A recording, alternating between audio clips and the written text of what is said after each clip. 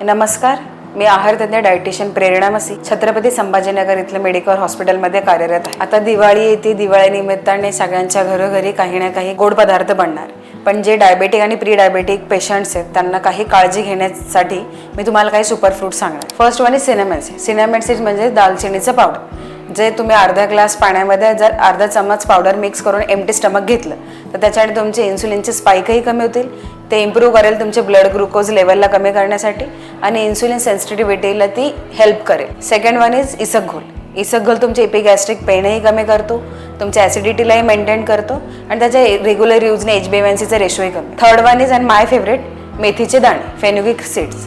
तुम्ही अर्धा ग्लास पाण्यामध्ये 1 चमचा जर रोज रात्री भिजवून ठेवले आणि सकाळी एम्प्टी स्टमक पिले, तेही तुमचे ग्लुकोज लेवलला मेंटेन करतं, ग्लुकोजचे स्पाइक्स कमी करतं आणि ते रेग्युलर कन्झम्पशनमुळे तुमचे HbA1cचे रेशोही कमी। हे इझी टू अवेलेबल फूड आहेत जे घरी आपल्याला मिळतात आणि ते डेली लाईफमध्ये आपण यूज करू शकतो। अशाच आहारविषयक सल्ल्यांसाठी तुम्ही मेडिकल हॉस्पिटल येथे व्हिजिट करू शकता।